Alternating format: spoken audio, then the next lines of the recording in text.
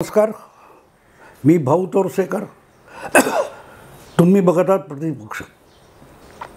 मित्रांनो, यंदाची लोकसभा निवडणूक 18व्या लोकसभेची निवड करणार आहे आणि त्यामध्ये महाराष्ट्रामध्ये बदललेली परिस्थिती म्हणजे जिथे 4 प्रमुख पक्ष होते आणि ज्यांच्या 1-2 आघाड्या आहेत असं म्हटलं जात होतं, त्या 2 आघाड्या कायम राहिल्यात, पण पक्ष 6 झालेत आणि इकडे भाजप आणि तिकडे काँग्रेस हे 2 राष्ट्रीय पक्ष सोडले तर दोन्हीकडे शिवसेना आणि राष्ट्रवादी हे जे प्रादेशिक पक्ष होते त्यांचे 2 तुकडे 2 वेगवेगळ्या आघाड्यांमध्ये विभागले गेलेले आहेत.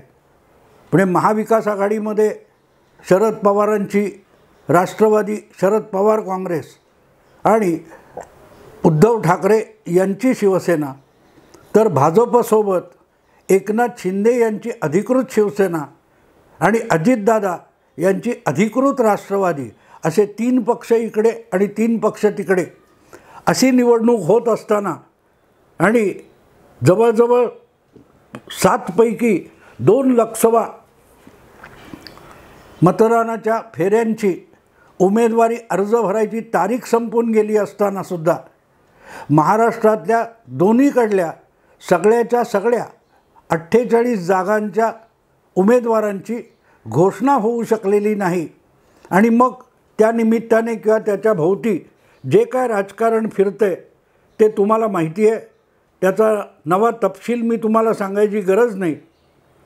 पण एक गोष्ट मला असं वाटतं की एकूण माध्यमांमध्ये आणि राजकीय विश्लेषणाच्या चर्चेमधून सुटलेली दिसते ती म्हणजे या 48 लोकसभेच्या जागा ज्या आहेत त्यामध्ये मतदान होणार आहे.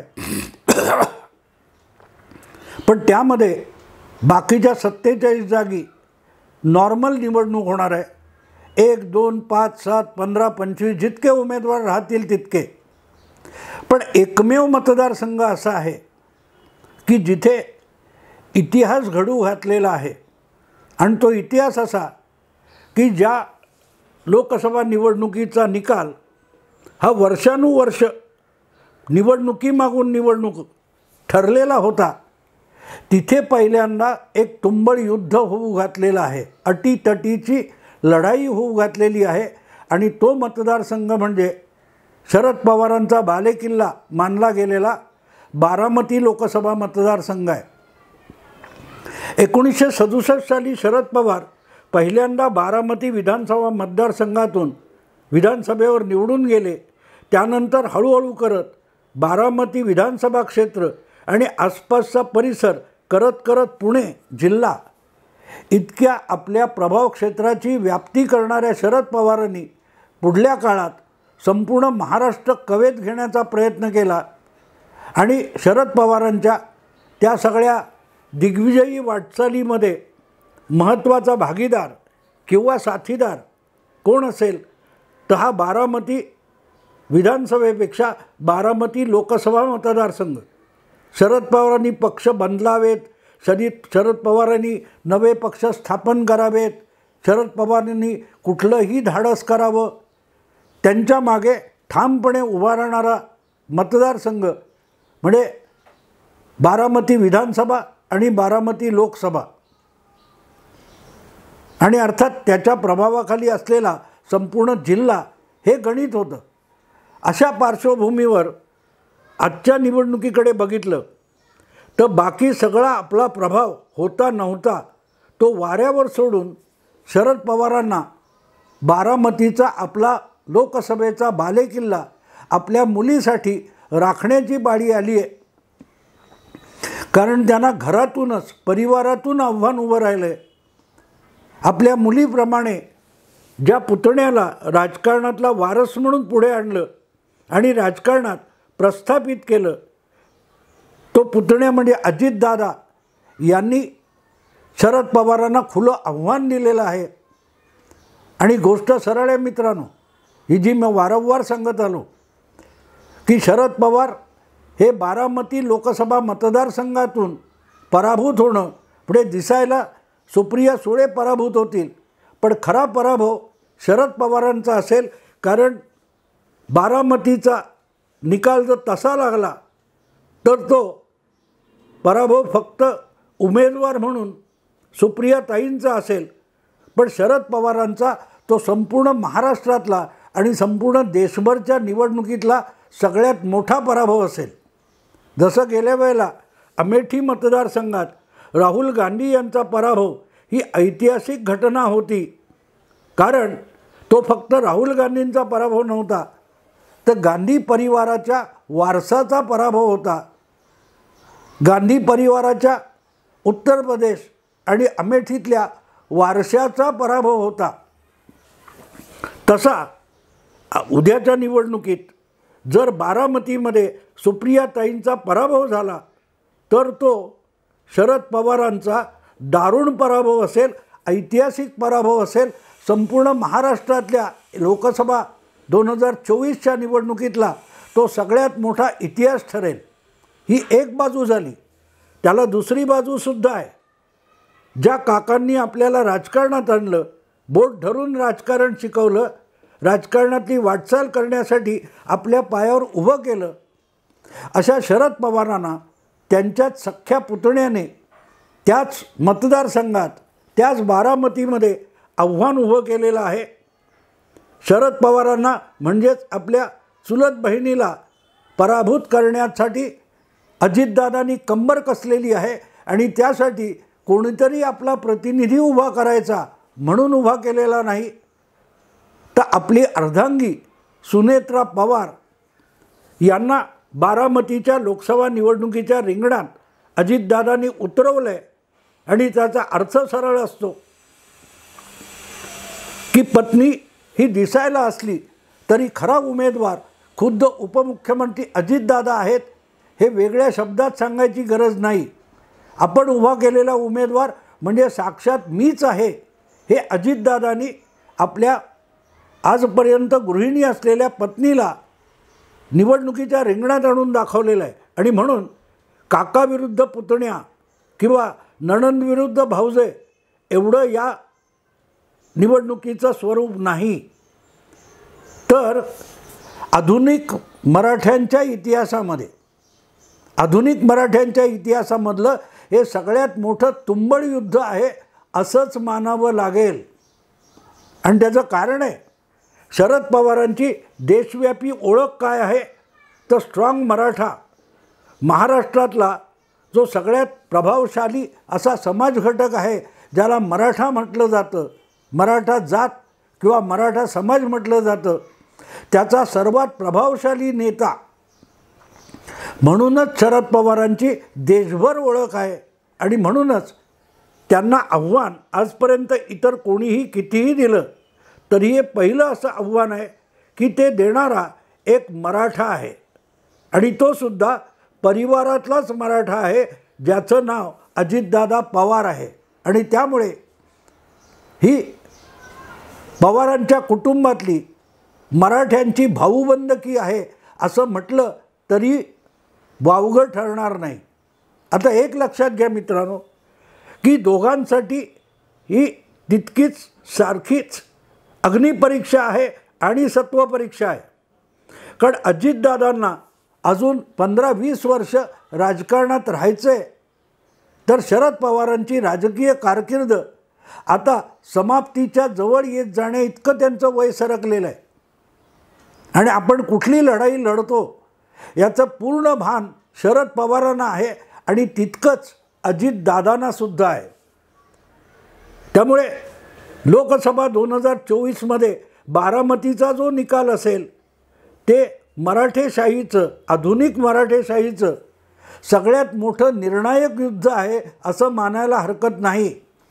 कारण शरद पवार वगळले तर आज महाराष्ट्राच्या राजकारणात कुठल्याही पक्षामध्ये दुसरा कुठलाही बलदंड प्रभावशाली नेता नाही आहे. अर्थात शरद पवार इतके मोठे प्रभावशाली आहेत असं मला बिलकुल म्हणायचं नाही.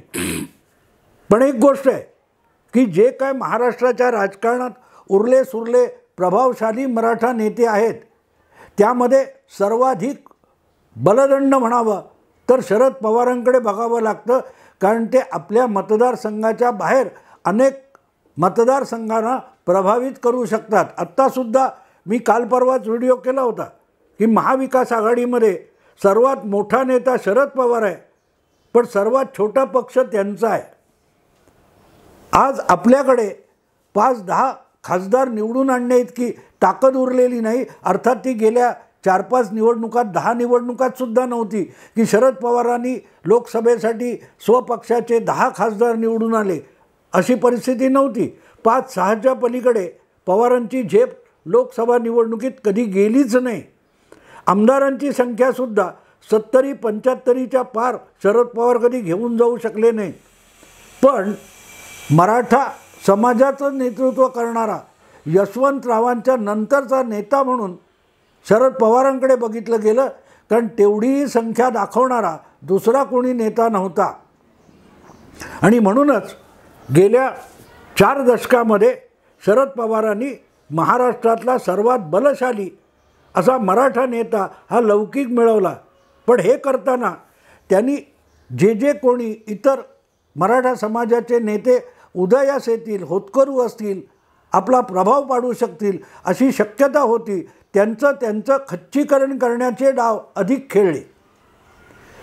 अशा प्रभावशाली ठरू शकणाऱ्या इतर मराठा समाजातल्या नेत्यांना जवळ घेऊन एक संयुक्त मराठा आघाडी शरद पवारांनी निर्माण केली असती आणि त्यांना समान प्रतिष्ठेने वागवलं असतं, तर असे अनेक मराठा नेते योद्धे होते की ज्यांना बरोबर घेऊन शरद पवार आधुनिक म्हणजे 21व्या-20व्या शतकातलं एक मराठा साम्राज्य देशाच्या राजकारणात निर्माण करू शकले असते. पण ते करण्यापेक्षा किंवा आपलं काही निर्माण करण्यापेक्षा शरद पवारांनी दुसऱ्यांची नासाडी करण्यात धन्यता मानली आणि त्याचे एकत्रित परिणाम आज त्यांना भोगावे लागत आहेत. कारण हळूहळू जेव्हा दुसऱ्याची नासाडी करण्याची सवय लागते तेव्हा तुम्ही आप्तस्वकीय आणि जवळच्यांनाही सोडत नाही, त्यांचेही गेम करायला लागता.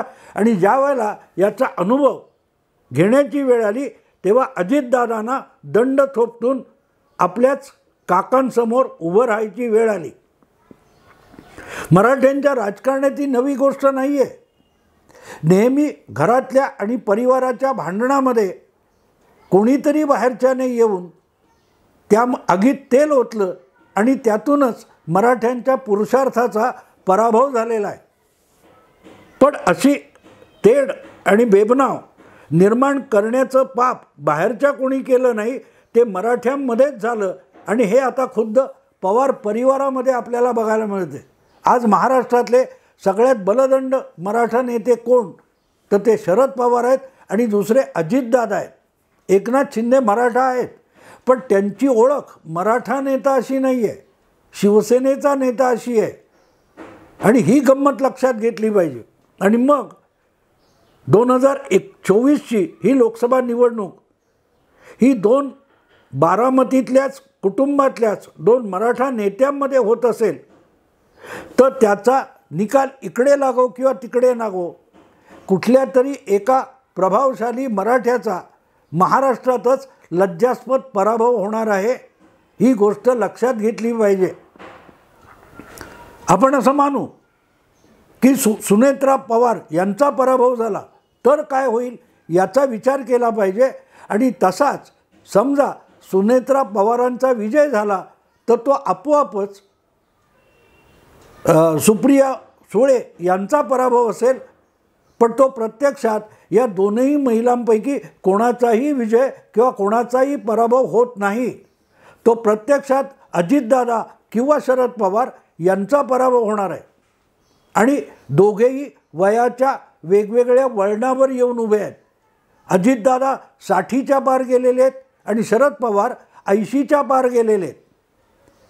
4 दशकं महाराष्ट्राच्या राजकारणाला शरद पवारांनी जे प्रभावित केलं आहे, इतका ऐटीत शान दाखवत त्याचा अस्त त्या पराभवातून होऊ शकतो. आणि दुसरीकडे जर सुनेत्रा वहिनींचा पराभव झाला आणि सुप्रियाताईंचा विजय झाला तर तो उदयोन्मुख असलेल्या नव्या खंबीर बलदंड अशा एका मराठा नेत्याचा अकाली अस्त असू शकेल. आणि म्हणून बारामतीची लढाई ही नणंद भाऊजे किंवा परिवारापुरती मर्यादित नाही. महाराष्ट्रात सर्वात शक्तिशाली मानल्या गेलेल्या दोन मराठा वेगवेगळ्या वयोगटातल्या पण दोन मराठा नेत्यांमधली सगळ्यात मोठी तुंबळ लढाई आहे. अटीतटीची लढाई आहे. एकमेकाच्या अस्तित्वाचा प्रश्न आहे. दोघांच्याही, अगदी शरद पवार जितके अस्तित्वाची लढाई लढत आहेत तितकेच अजितदादासुद्धा आपल्या अस्तित्वाची लढाई लढत आहेत. सुनेत्रा पवारांचा पराभव हा फक्त अजितदादांचा वैयक्तिक पराभव नसेल. त्यांनी जो अख्खाचा अख्खा पक्ष आणि शरद पवारांचे आजवरचे सगळे ज्येष्ठ आणि कनिष्ठ आणि नवे सवंगडी आपल्याकडे खेचून आणलेले आहेत, त्या सगळ्यांच्या बाबतीत याचा विचार करावा लागतो. त्यांनी प्रफुल्ल पटेल असतील, तटकरे असतील, छगन भुजबळ असतील, वळसे पाटील असतील, दीर्घकाळ शरद पवारांबरोबर राहिलेले त्यांचे शिलेदार होते. त्यांनी आज आपला सर्वोच्च नेता सेनापती म्हणून अजितदादांवर विश्वास ठेवलेला आहे. पण तेच अजितदादा आपल्या पत्नीला रिंगणात उतरून जिंकून आणू शकले नाहीत.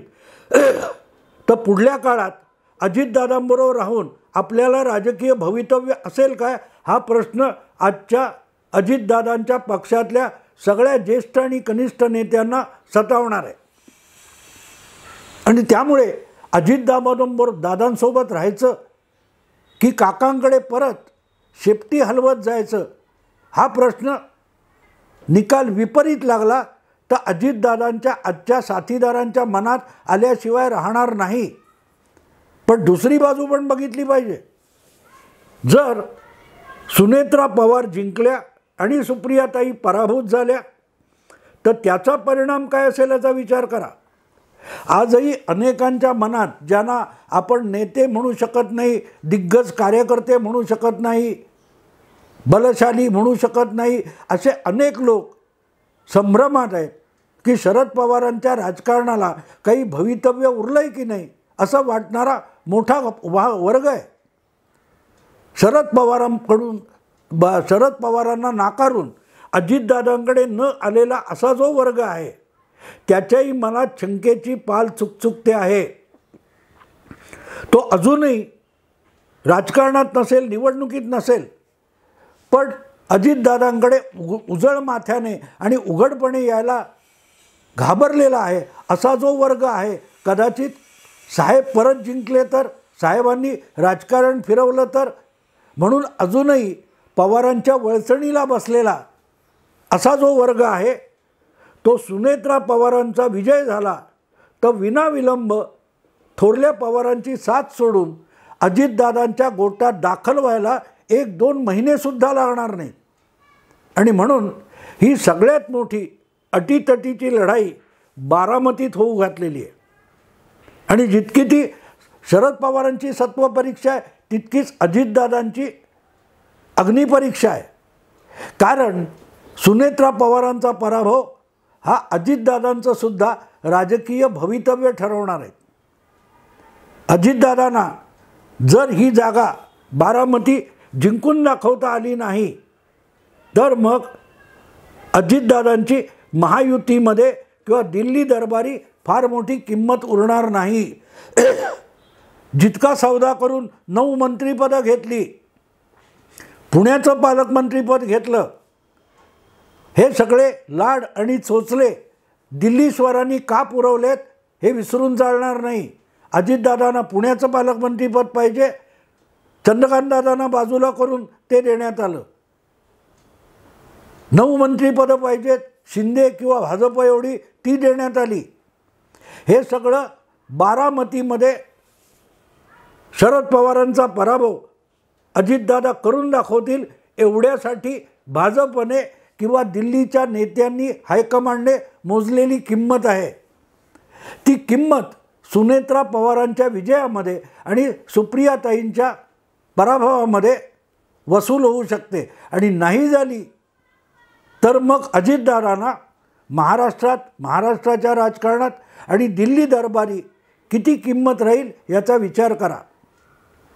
आणि म्हणून एका बाजूला शरद पवारांच्या आजवरच्या प्रतिष्ठेचा प्रश्न उभा राहिलेला आहे आणि अजित पवारांच्या भवितव्याचा प्रश्न आहे. लक्षात ठेवा, शरद पवारांच्या भवितव्याचा प्रश्न नाही आहे, प्रतिष्ठेचा प्रश्न आहे.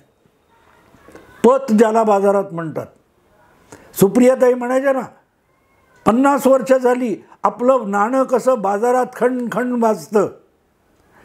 त्या नाण्याची खरोखर किंमत किती त्याची आता काय ती कसोटी लागणार आहे. आणि अजितदादांसाठी आपलं भवितव्य सुरक्षित करण्यासाठी सुनेत्रा पवारांचा विजय अपरिहार्य ठरवून दाखवणं एवढाच एक मार्ग आहे. आणि म्हणून मित्रांनो, महाराष्ट्राच्या 48 पैकी बारामतीची एक जागा ही सगळ्यात मोठी आधुनिक मराठेशाहीतली अटीतटीची लढाई आहे. आत्ता इथेच थांबतो. आवडलं लाईक करा, शेअर करा, सबस्क्राईब करा. नमस्कार.